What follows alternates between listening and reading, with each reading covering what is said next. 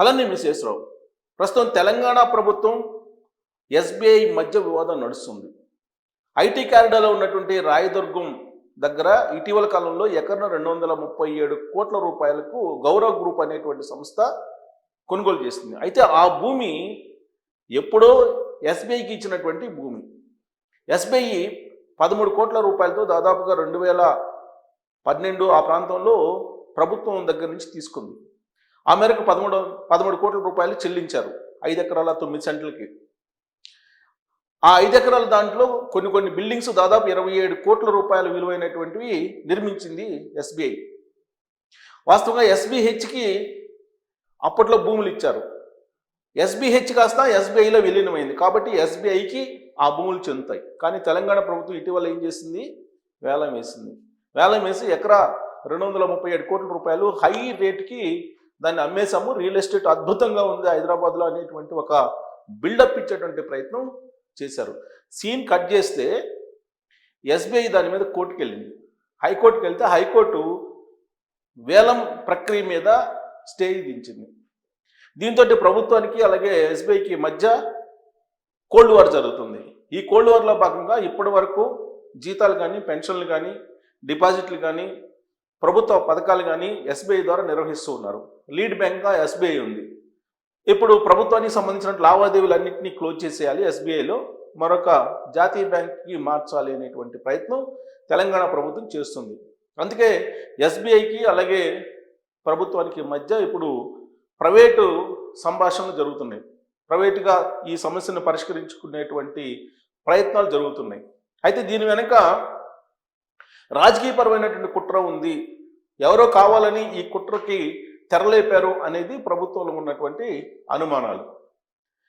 ఇక్కడ చెప్పుకోవాల్సింది ఏంటంటే వాస్తవంగా హైదరాబాద్కు సంబంధించినటువంటి రియల్ ఎస్టేట్లో ఏం జరుగుతుంది, ఎందుకు ఈ వివాదాలు వస్తున్నాయి, 237 కోట్ల రూపాయలు పెట్టి ఎకరం పాడుకునేటువంటి డిమాండ్ నిజంగా ఉందా అనే దాని మీద చర్చ జరుగుతుంది. ఇప్పుడు ఏవైతే గౌరవ్ గ్రూప్ పాడుకుందో ఇదే గౌరవ్ గ్రూప్కి గ్రూప్ ఆఫ్ కంపెనీస్లో ప్రభుత్వ భూములు ఇచ్చున్నారు.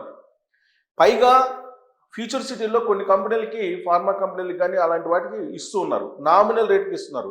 ఎకరం 2 లక్షలు 3 లక్షలు ఇలా తక్కువ రేట్కే ఇచ్చేస్తున్నారు. 30 ఎకరాలు తక్కువ రేటుకి ఇచ్చినప్పుడు 5 ఎకరాలు హై రేటుకి పెట్టి కొనుక్కున్నందువల్ల నష్టమేం లేదు. ఇలాంటి గ్యాంబ్లింగ్ రియల్ ఎస్టేట్ని కాపాడుకునేదానికి ప్రభుత్వాలు చేస్తూ ఉన్నాయి. దీనికి కారణం ఏంటి? ప్రభుత్వం బాగా పనిచేస్తుందా లేదా, సుపరిపాలన అందిస్తుందా లేదా అనేదానికి గీటురాయిగా రియల్ ఎస్టేట్ని తీసుకుంటూ ఉన్నారు. ఈ పద్ధతిని అనుసరించింది ఎవరు? మాజీ సీఎం కేసీఆర్ గారు. అప్పట్లో 2023 అసెంబ్లీ ఎన్నికల సందర్భంగా తెలంగాణ అభివృద్ధికి ఎకరం 100 కోట్లు పలకడమే నిదర్శనం అని చెప్పి ఆయన ప్రచారం చేశారు ఊరు వాడ. ఒకప్పుడు ఎకరం అమ్మితే ఆంధ్రప్రదేశ్లో 10 ఎకరాలు తెలంగాణలో వచ్చేది.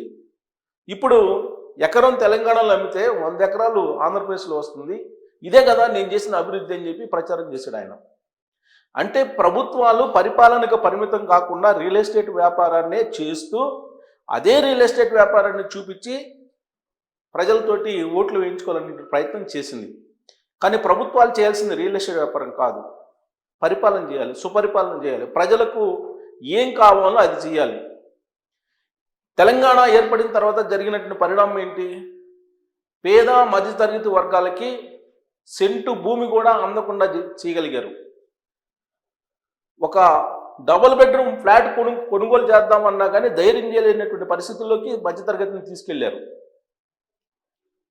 ఇది ఆర్టిఫిషియల్గా క్రియేట్ చేసినటువంటి డిమాండ్. ఇప్పుడు బాంబేలో పెరుగుతుంది రియల్ ఎస్టేట్ అంటే దానికి అర్థం ఉంది.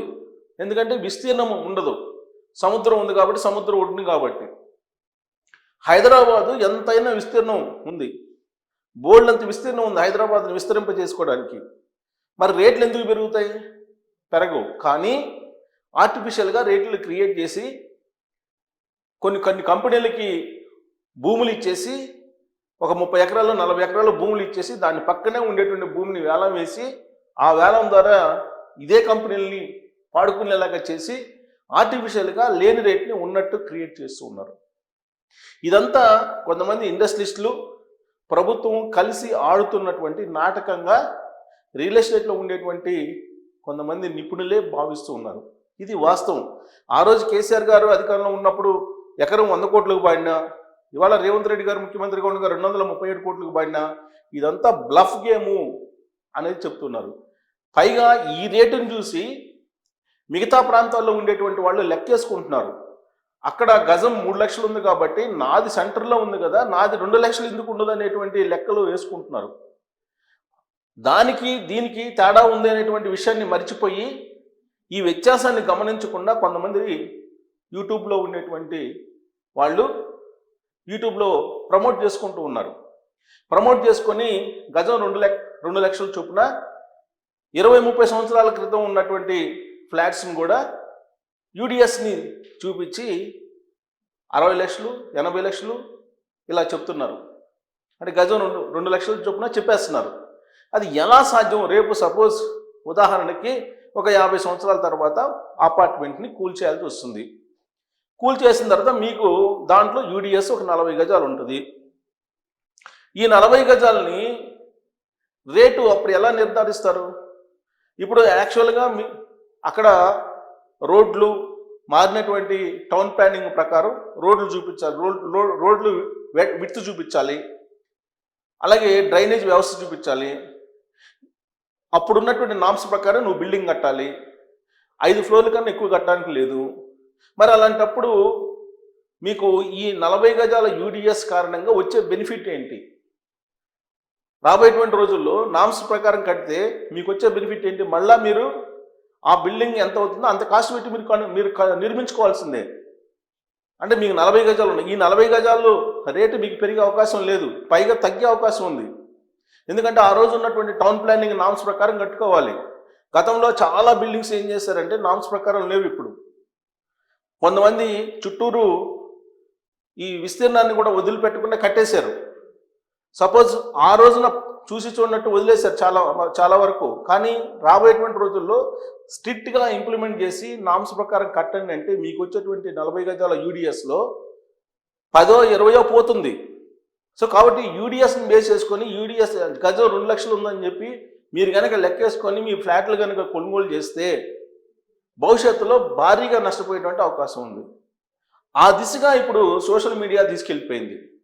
యూడిఎస్ని బేస్ చేసుకుని ఫ్లాట్లు కొనుక్కునేటువంటి దిశగా. కారణం ఏంటంటే ఈ ప్రభుత్వం వేసేటువంటి వేలం వేస్తున్నారు కదా, ఎకరం 237 కోట్ల రూపాయల వాల్యూని లెక్కేసుకొని గజం 3 లక్షలు ఉంది కాబట్టి నాది 2 లక్షలు అని లెక్కేసుకోవటం కారణంగానే వచ్చినటువంటి ప్రమాదం రియల్ ఎస్టేట్కి.